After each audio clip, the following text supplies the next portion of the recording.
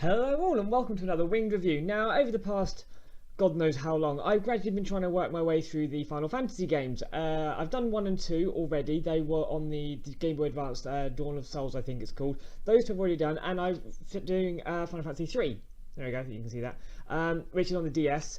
And this is called what I played of Final Fantasy 3 because I didn't actually get to finish the game, which I will say why and what happened a bit later on.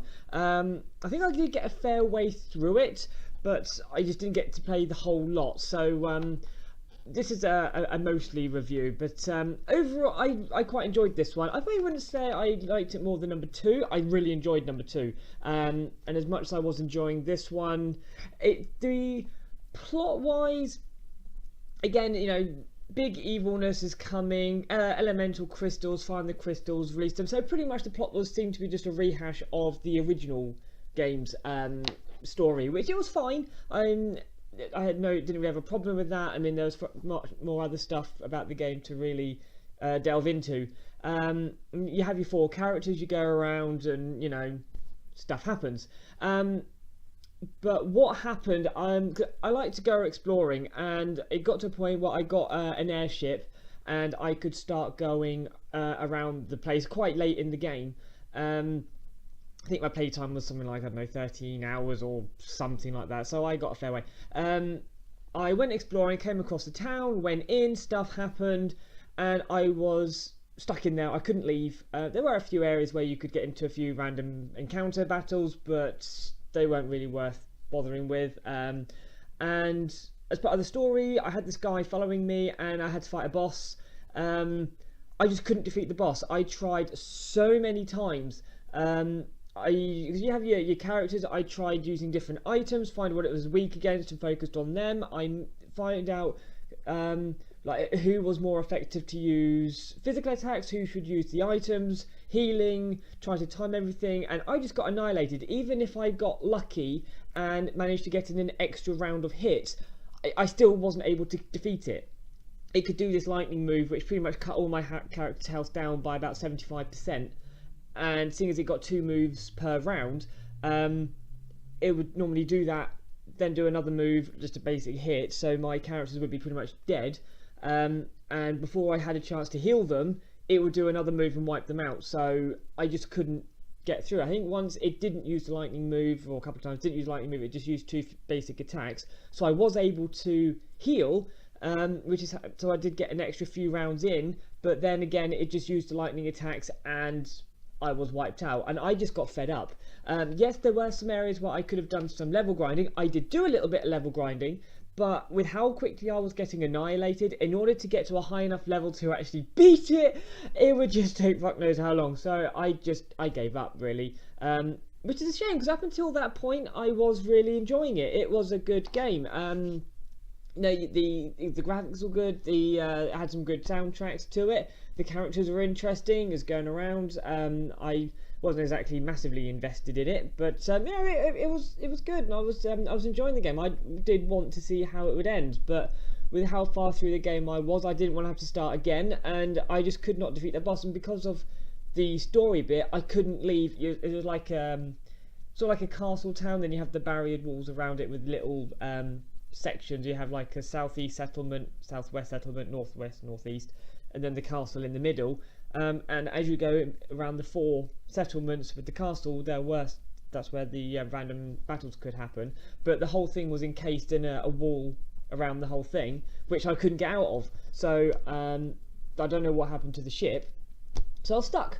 But up until then, I was thoroughly enjoying it. I mean, one of the things that seemed to be quite focused on with this is you can give each character a specific job, and depending on what their job is will affect their growth.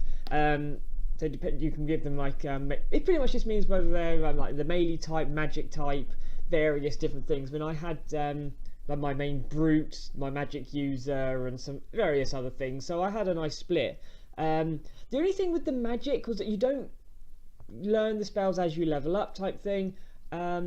With this, as you go to shops, you find magic shops who sell you the magics, and it's sort of done by level. With my magic user, as their job level increased, they would gain more ability in the magic. It starts off with, like, you have your level 1 spells, your level 2 spells, your level 3, I think it goes up to level 12. And gradually, as the job level went up, you could use each spell more times. You could only have 3 of each level spell equipped, but you could de-equip and re-equip them depending on the situation and what you were wanting to do, which was great. But I didn't, so I think I had level 1 to 4 spells actually in play, but with the job level I could use level 6 spells, but no level 6 spells were available for me to buy, so they were pretty much all I could use. I think it was level 4, level 5. All I know is I had level spells that I could have the ability to use. There just weren't no spells for me to buy to be able to use those level spells, so it just seemed a bit kind of wasted that I had all this ability to use and nothing to use it with. So at least if you learnt the spells as you leveled up, then when you have the level 6 spells there and it says like number of uses 1, at least if you learn the spells as you leveled up, I would have had a level 6 spell that I could have used, rather than going against the boss and only being able to use level 4 spells. I could use them a few times, granted, but I needed the powerful spells, which I didn't have. So it's a bit of a shame, and it was the same sort of thing as your usual games. There you go, you have your armory, your weapon shops and all that malarkey. So it was just a magic thing. It was just a little bit weird. I did prefer the system in the second one where now you get an axe, you kill stuff with it, your axe ability is leveled up, although it does slightly break the game, and as I've said during that review, that I was just a complete and utter powerful badass that anything I came across, including bosses, died in about 2 hits. So this does slightly more balance it out in this version, but it does also limit you quite a lot, particularly with the spells. You can mix and match, as in you can start off with a character with a certain job and then you can change them over to something else, but when you change them, each character's job is level is specific to them. So if you start off with the magic user and then you change their job so they become a brute, they will become a level 1 brute in that job, which you then have to build up. If you switch them back to the magic user, then that character's magic level will stay the same, as in you won't revert back to level 1, but I didn't see the point in having like a level, I don't know, 31 magic user I think it was, and then making them a level 1 brute. So I just kept the characters as they were, and seeing as I had all areas covered, I had my attack magic, my recovery magic, I had my powerful person, I had my person who could nick stuff and all that sort of thing, so I didn't see the point in mix and matching jobs when I could just have them, each person be pretty much being the master of the trade rather than the jack of all trades and master of none. So it just seemed to make more sense to me, so I just stuck with that and off they went.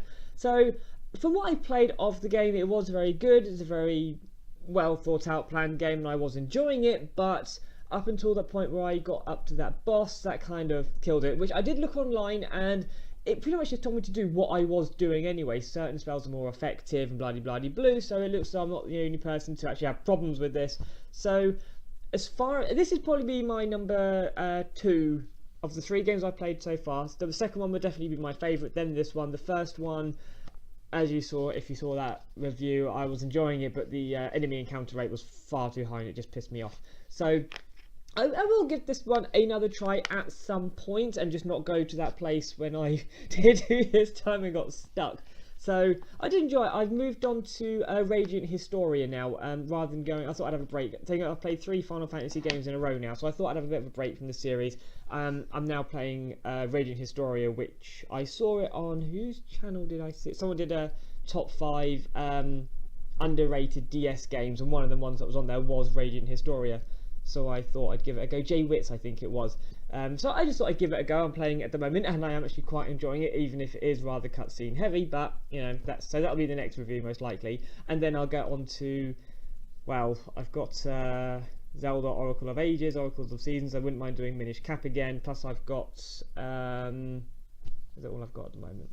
That's probably about it. So I've got a fair few things lined up, but we'll see how it goes. I will get into Final Fantasy 4, 5, and 6. At some stage or other, but as for Final Fantasy 3, good game, thoroughly enjoyed it. I just got screwed over by the boss. See you next time.